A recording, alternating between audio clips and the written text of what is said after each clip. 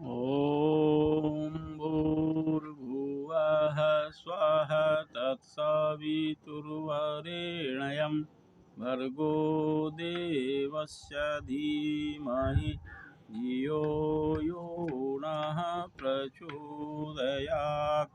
वंशी विभूषितकरान्नवनीरदाभात् पीताम्बरादरुणबिम्बफलाधरोष्ठात् पूर्णेन्दुसुन्दरमुखादरविन्दनेत्रात् कृष्णात् परं किमपि तत्त्वमहं न जाने। वन्दे राधापदाम्भोजं ब्रह्मादिसुरवन्दितं यत्कीर्तिं कीर्तनेनैव पुनाति भुवनत्रयम्। सभी भागवत प्रेमियों को राधे राधे। आइए आज पुनः आम्र पल्लवों की छाँव में बैठकर भागवत रस का पान करते हैं। हम लोग अजामिल का प्रसंग सुन रहे हैं। अष्टम अध्याय में इसका प्रसंग आया है। प्रथम अध्याय से ही इसकी चर्चा है और इसमें भगवान के नाम के महत्व पर हम लोग चर्चा कर रहे थे। जहाँ कहीं भी सत्संग होता है तो व्यास जी लोग या कथावाचक जो होते हैं वे भगवान के नाम का महत्व अवश्य बताते हैं, क्योंकि कलयुग में भगवान के नाम का बहुत महत्व है। यहाँ बड़े बड़े योग समाधि की कोई आवश्यकता नहीं है, क्योंकि वो शुद्ध रूप में हो ही नहीं सकता है कभी भी। कलयुग में हम लाख प्रयास करें कुछ न कुछ शुद्धियाँ हो जाती है, लेकिन भगवान के नाम जपने में छूट है।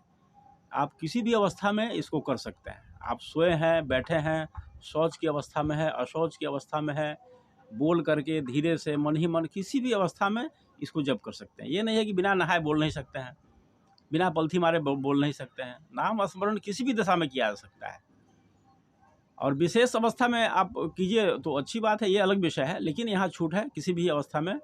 हम लोग पूजा पाठ में पंडित जी मंत्र पढ़ाते हैं कि ओम अपवित्र पवित्रो वा सर्वावस्थांगतोपि वा यह स्मृत पुंडरीकाक्षम सौबाह्याभ्यंतर शुचि। क्या इसका मतलब होता है?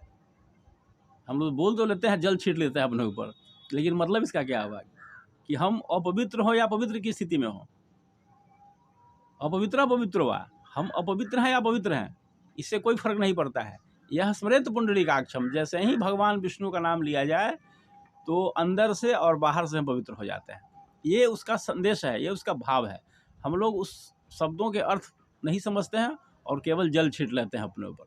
तो ये तो संदेश दे ही रहा है कि आप किसी भी अवस्था में भगवान का नाम लेते हैं, अपवित्र हो पवित्र हो, तो आप अंदर से और बाहर से आप पवित्र हो जाते हैं। अब इससे बड़ी बात क्या हो सकती है? और ये भी कह दिया है कि किसी भी अवस्था में पतितम स्वखलितो भग्न संदष्टस्तप्त आहत हरिणृत्य वशे नाह पुमाना हरति यातनाम। कहते हैं कि गिरते समय लोग कहते हैं, गिरने के समय लोग बोल देते हैं राम राम राम राम। चोट लग गया तो बोलते हैं ओफ राम राम, क्या हो गया। या किसी भी अवस्था में आप कोई घृणित वस्तु देख लेते हैं, नाक भौसी को कहते हैं राम राम।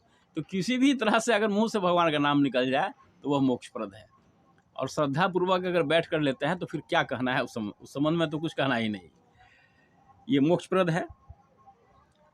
तो इसमें न कोई देश का नियम है, न कोई काल का नियम है, न शौच का न अशौच का, कोई प्रतिबंध नहीं है। भगवान शंकर भी कहते हैं कि मैं भी भगवान के नाम का स्मरण करता हूँ। अब बोलिए, इससे बड़ी बात क्या हो सकती है? वो भी ध्यान लगाते हैं तो भगवान के नाम का ही स्मरण करते हैं। यह जमदूतों से मुक्ति दिलाता है और पाप का प्रायश्चित कराता है। ये सबसे अच्छा विषय है। इस चीज़ को हम लोग समझें। और किसी भी के द्वारा, इस कलयुग में ठगने वाले बहुत लोग हैं। हर दिन नए नए भगवान का जन्म हो रहा है कलयुग में। तो इन ठगों के चक्कर में आप न पड़ें कि ऐसा करेंगे तो ऐसा कल्याण होगा, ये साधना करेंगे इसमें 10,000 खर्च होगा, 50,000 खर्च होगा तो ये आपको फ़ायदा होगा। इन चक्कर में आप न पड़ें और भगवान का नाम लेते रहें। बिना भगवान का नाम लिए, बिना प्रायश्चित किए पाप नहीं करते हैं, और इसी पूर्व जन्मों के पाप के कारण ही मनुष्य को कष्ट होता है। ये शास्त्र संबद्ध बातें हैं। पूर्व जन्म कृतम पापम व्याधि रूपेण पीड़ति। पूर्व जन्मों में किए गए पाप इस शरीर को व्याधि के रूप में मिलता है। इसलिए दवा कराना एक अलग विषय है, लेकिन आप भगवान नाम का सतत स्मरण करें तो पूर्व जन्मों के पाप कटते जाते हैं और उसी अनुपात में आपको लाभ भी प्राप्त होगा। तो ये सब घटना हो रही थी अजामिल के सामने। अजामिल दोनों का संवाद सुन रहा था। जो भगवान विष्णु के दूतों ने बताया वो भागवत धर्म है, और जो यमराज के दूतों ने कहा वो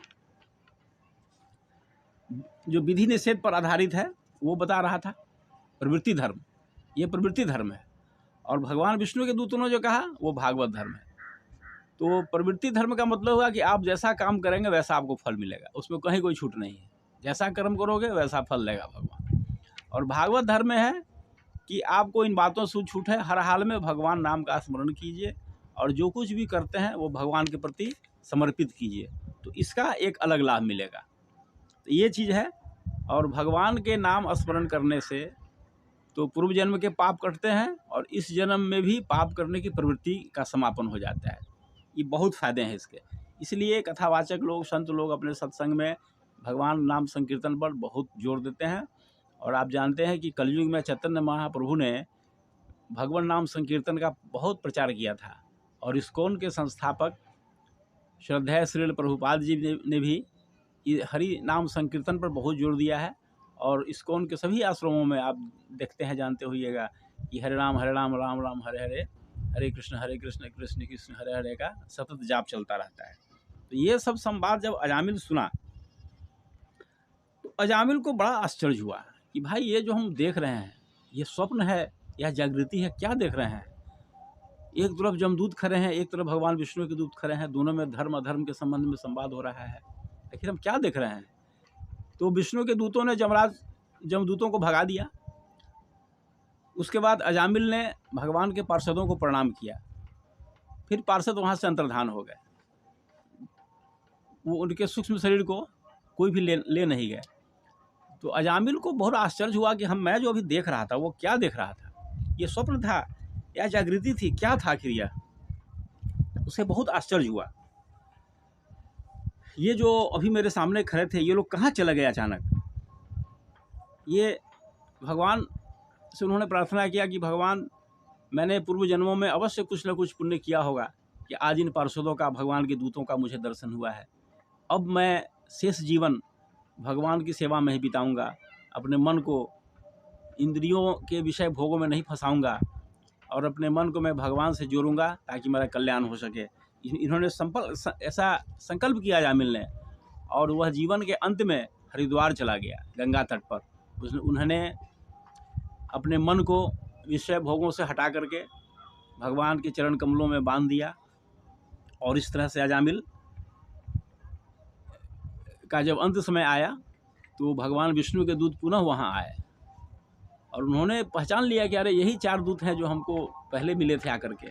उन्होंने प्रणाम किया और अजामिल जो थे वे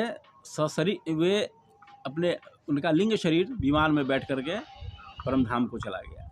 इस तरह से यह अजामिल की कथा है। और अजामिल की कथा के बारे में कहा जाता है कि सुखदेव जी कह रहे हैं परीक्षित जी महाराज के कि देखो परीक्षित, एक क्षण का सत्संग, कुछ पल का सत्संग अजामिल का कल्याण कर दिया। और जो व्यक्ति सतत सत्संग करते हैं उनका क्या कहना है। और इस प्रसंग को जो व्यक्ति चर्चा करता है, आपस में पढ़ता है, सुनाता है, उसके भी सभी पाप कट जाते हैं और उनका हर तरह से कल्याण होता है। इसलिए इस प्रसंग को अवश्य सुनाएं और अध्ययन करें, इसमें आपका कल्याण है। आज इतना ही। आज पुनः कहना चाहूँगा कि इसको शेयर करके हर एक को पहुँचाइए, और अगर अच्छा लगे या जैसा लगे आप कमेंट बॉक्स में 2-4 लाइन ज़रूर लिखिए ताकि हम जान सकें कि मेरा प्रयास कैसा है। अच्छा लगे तो अच्छा लिखिए, बुरा लगे तो बुरा लगिए, इसमें कोई भेदभाव की बात नहीं है। हम बुरा नहीं मानेंगे, हम सीखेंगे आपके कमेंट से। ओम शांति शांति शांति सर्वारिष्ट सुशांतिर्भवतु।